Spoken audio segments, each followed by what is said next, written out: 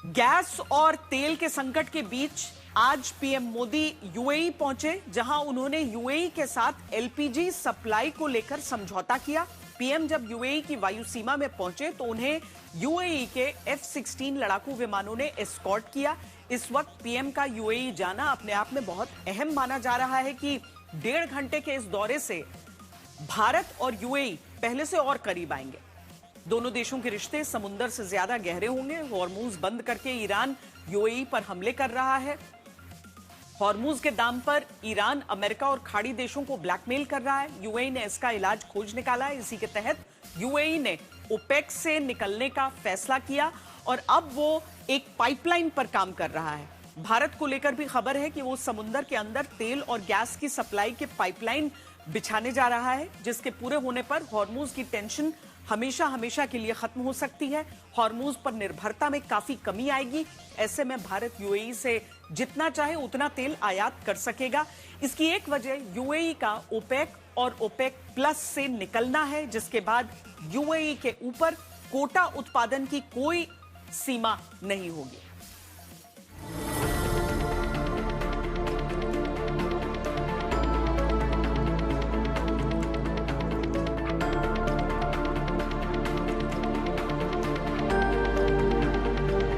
दो 2014 में प्रधानमंत्री बनने के बाद नरेंद्र मोदी का ये 8वां यूएई दौरा है। यूएई पर ईरान के हमलों के बीच प्रधानमंत्री का वहां जाना और यूएई एयरफोर्स के F-16 फाइटर जेट्स का प्रधानमंत्री नरेंद्र मोदी के विमान को एस्कॉर्ट करना न सिर्फ इस रिश्ते की अहमियत को बताता है, बल्कि 5 देशों के दौरे में सबसे पहले यूएई जाना इस बात की घोषणा है कि भारत यूएई के साथ था, है और रहेगा। यूएई पर हुए हमलों की हम कठोर निंदा करते हैं।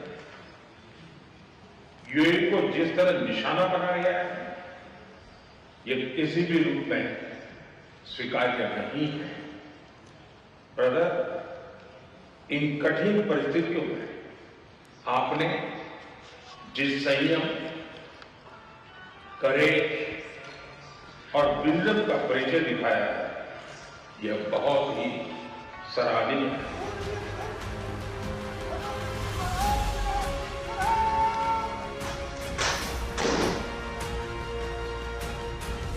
अबू धाबी पहुंचने पर प्रधानमंत्री मोदी का गार्ड ऑफ ऑनर से स्वागत किया गया। लेकिन सवाल है कि प्रधानमंत्री मोदी के यूएई के 1.5 घंटे के दौरे से भारत को क्या मिला? वे इतने कम वक्त के लिए यूएई क्यों गए? भारत और यूएई किस प्रोजेक्ट पर काम कर रहे हैं जो भविष्य में हॉर्मूज का पक्का इलाज साबित होगा? इन सवालों का जवाब प्रधानमंत्री मोदी और राष्ट्रपति मोहम्मद बिन जायद अल नाहयान के बीच हुए अहम समझौते से मिलता है, जिसके केंद्र में भारत की ऊर्जा जरूरतों को सुरक्षित करना है। ब्रदर, हमारी कॉम्प्रिहेंसिव स्ट्रेटेजिक पार्टनरशिप को निरंतर नई ऊंचाइयों तक पहुंचाने के लिए मैं आपका हृदय से बहुत बहुत अभिनंदन करता हूं। जनवरी में आपकी भारत यात्रा के दौरान हमने आपस से सहयोग को क्वालिटेटिवली अपग्रेड करने पर सहमति जताई। इतने कम समय में भी हमने सभी विषयों में उल्लेखनीय प्रगति की। भारत और यूएई के बीच स्ट्रेटेजिक पेट्रोलियम रिजर्व समझौता हुआ है, जो सबसे महत्वपूर्ण है। इससे भारत में ऊर्जा सुरक्षा बढ़ेगी, तेल भंडार मजबूत होंगे और एलपीजी, एलएनजी की स्टोरेज में मदद मिलेगी। एलपीजी सप्लाई को लेकर हुए समझौते से एलपीजी की सप्लाई मजबूत होगी। स्ट्रेटेजिक डिफेंस पार्टनरशिप समझौते से दोनों देशों के बीच रक्षा सहयोग, तकनीक साझा करने और सुरक्षा को मजबूती मिलेगी। गुजरात के वाडनार पोर्ट में शिप रिपेयर क्लस्टर बनाने की सहमति से शिपिंग और तटीय ढांचा मजबूत होगा। मेक इन इंडिया को बढ़ावा मिलेगा। इसके अलावा यूएई ने भारत में $5 बिलियन निवेश करने का फैसला लिया है। तो सिर्फ 1.5 घंटे के यूएई दौरे में नरेंद्र मोदी ने भविष्य में किसी भी ऊर्जा संकट से निपटने की तैयारियों को पुख्ता करने वाले समझौते किए। आगे कभी भारत की ऊर्जा जरूरतें स्ट्रेट ऑफ हॉर्मूज के बंद होने से प्रभावित ना हो, इसके लिए भारत सरकार की बड़ी तैयारी करने को लेकर एक रिपोर्ट आई है। जिसका निचोड़ ये है कि ओमान से भारत तक समुद्र के नीचे एक गैस पाइपलाइन बनाई जाएगी।